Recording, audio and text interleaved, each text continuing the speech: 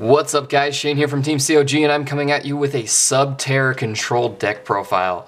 This is a deck that's been around for quite a while. It actually was announced in the Dark Illusion as a TCG exclusive, but it recently got some of its last piece of support from the OCG. It just came out in Savage Strike, which is Subterror Guru, and now it's making a pretty big impact on the meta. So this is the deck I'm planning on taking to the next regionals we go to in March. But it's a really fun deck if you're really looking into something control-y. It reminds me a lot of Altergeist, but less Altergeisty, I guess. It's just a really fun control deck, and it centers a lot on the Guru search and constant advantage you can get from the cards. It's basically got a one-card engine, and it's just real easy to play. It's real easy to control, and it's a real good deck. So let's get into that deck profile. We're going to start with the monsters today. We've got triple copies of Subterror Guru. Guru's definitely the most important. It's the new card. It gets this engine running. It searches any Subterror card, so you can search your final battles and your Subterror Fiendus and any of your other Subterrors you may want to search. Moving on, we've got the initial reason why it's so good at controlling Subterror Fiendus. Fiendus is a Subterror specific hand trap that, as long as you control a hand or a Subterror on the field, you can flip it face down and negate pretty much anything your opponent can do. It's a great card, and it makes the deck really, really good. And then we got the one Subterror Nemesis Archer. I'm only playing in her 1. I can see why people play her at 2. It's not like she bricks, but she also really doesn't do too much for the deck, so having her at more than 1 really doesn't help in any situation, really. And then we've got the one Umastrix. This is, in my opinion, one of the best options. It's really good spot removal, and it's got a pretty good body. Not to mention the defense is higher than most monsters that can get over, and it's really just the best behemoth in my opinion. And then moving on, that's all the Subterror cards. We've got double inspect border for this build. I find it's just a really good, if you don't end up opening your engine, which is pretty hard to do in this deck, but if you end up not doing that, or if you need to finish off a game, this is a really great card to just summon, and then if you've been doing a good job of controlling your opponent through the game, they've got pretty much no resources, so their monsters aren't going to be able to go off, and it's going to allow you to basically finish a game pretty easily. And then for the hand trap lineup, we've got triple Ash Blossom. The best hand trap in the game. It's stopping the new pot card, it's stopping summons from the deck. It's just a really great card in general. It stops any searches, so it's just a really good card. Of course, that's why and it's really cheap now because the structure deck's going to come out with a common copy, so that's good for everybody who can't afford that. I don't have infinite impermanence. I only have effect failure.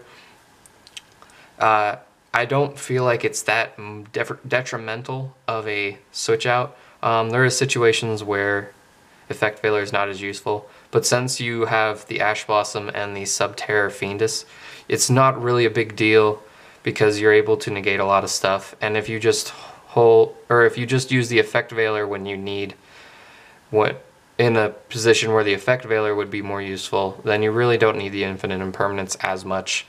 It would still be nice, but for those of us on a budget, the effect veilers work just fine. I don't see any difference between them. Moving on to the spell cards, you've got triple Hidden City. Hidden City is the field spell for the deck, and it's also your initial engine card. It gets you started. It's a great searcher. It is only once per turn, so you cannot do like multiple Hidden Cities to get multiple searches. It does only search a monster, and it has some battle protection which can come up, but it's a really good field spell. It's just once per turn. And terraforming, just more copies of Hidden City. It allows you to get to your engine a lot quicker. That's it for the Subterror cards. Besides, I do play one Subterror Cave Clash. It gives your Subterrors a little boost, and it helps with battles and it helps with recurrence. It does what it needs to do, really. Then triple Pot of Extravagance. This is the new pot card. It's pretty expensive, so I can understand if you don't have them yet. But it is pretty important for the deck to run because it just allows you to gain advantage and get to the pieces you're missing if you're missing any. And it doesn't have as much disadvantage as Pot of Desires does. And then we're also playing 3 Pot of Duality. Pot of Duality is able to be played with Extravagance because you mill the 3 and then you add one of them. So you're not technically drawing anything. So you're able to play it after Extravagance. However, do not add Extravagance off of the Pot of Duality unless it's your best option, because you cannot Pot of Extravagance because it will not be the first card you'll be activating in the first part of your main phase. So it will not be able to be activated if you add Extravagance off of Pot of Duality. That's just something some people have looked over at times, so I thought I'd brush over it real quick. Moving on, we've got triple Final Battle. A lot of people play this at 2. I don't have triple impermanence, so I have the room to play this at 3, and I don't see any problem with it. I haven't bricked on it yet. You don't necessarily need 3, but having 2 set does help manipulate the field a lot better, and it will provide some real advantage.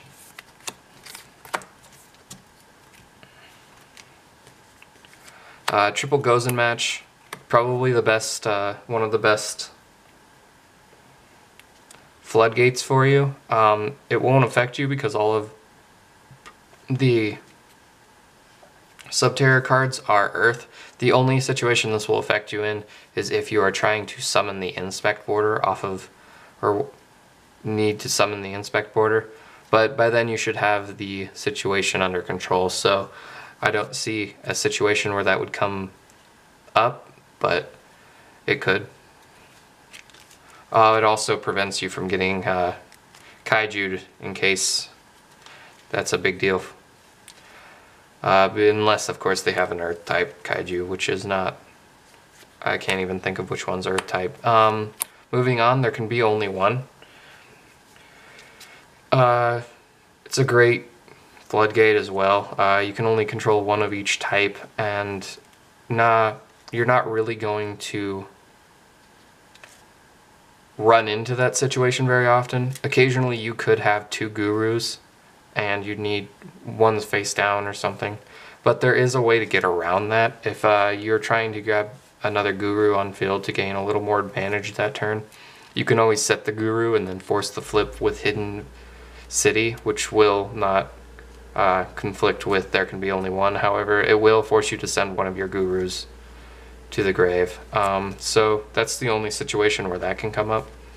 But that's our floodgate lineup. The Gozen, triple Gozen, triple there can be only one. I think that's the best floodgate lineup for the deck because it doesn't affect you very much and it can affect a lot of other decks.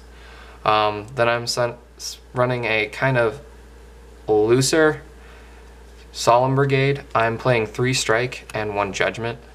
I'm playing the 3 strike because they can hit pretty much everything right now. There's not really any tribute summon decks or anything like that going on right now, so the warning isn't really important as important as I would think.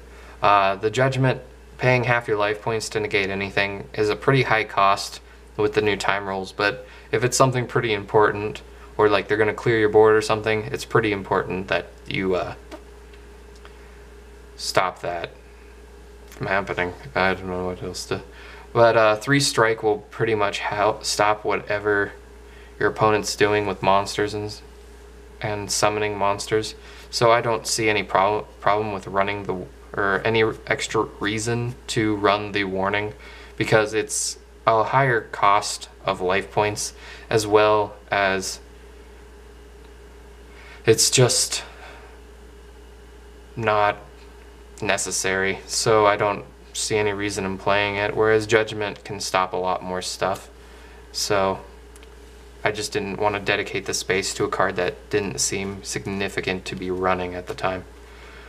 That's the deck pretty much. I do have extra deck cards, but they're more like,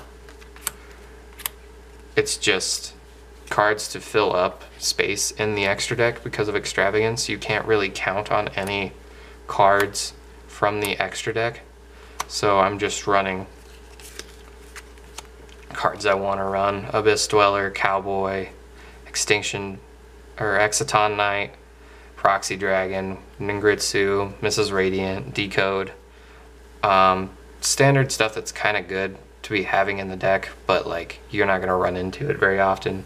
I did end up using Skyblaster in a fun duel later on because he had Time Lords and I just spun his Time Lord, but you're not going to use him as often and you're not going to need to go into him, because if you use your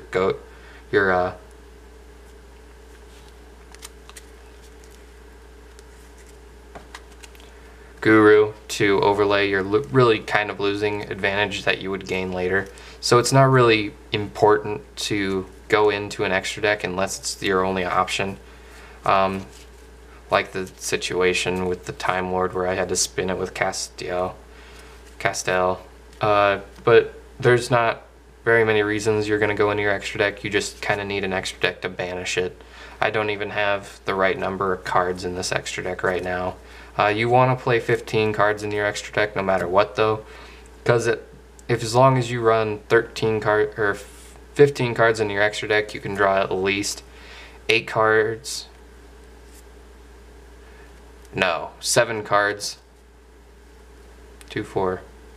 5 cards, sorry. You'll be banishing 6 every time, so you'll lose 12 from the regular 2, but you can still banish 3 for the third pot of extravagance if you ever run into using that. But it's really not important what you have in your extra deck unless you're playing cherries. Cherries will be one example where you can run whatever's really good in the meta at the time. So then if you're wanting to take that into account, you can probably do that. But as far as extravagance, it's just going to burn your extra deck, so there's almost no point in doing it. So that's been my Subterror deck profile. I hope you guys enjoyed. There's been a lot going on with the channel. We're trying to redesign our logo. We're trying to keep up with the Crusadias, and each time they get updated. It's been a fun time with all the new support we've been having for the last couple months, and it's just really interesting to watch our community grow. I hope you guys have been enjoying the duel videos. We enjoy doing them for you. This has been Shane from Team COG signing out. Also, don't forget to check out Game Time's Cards and Collectibles, as well as our field centers down in the description. Have a good one.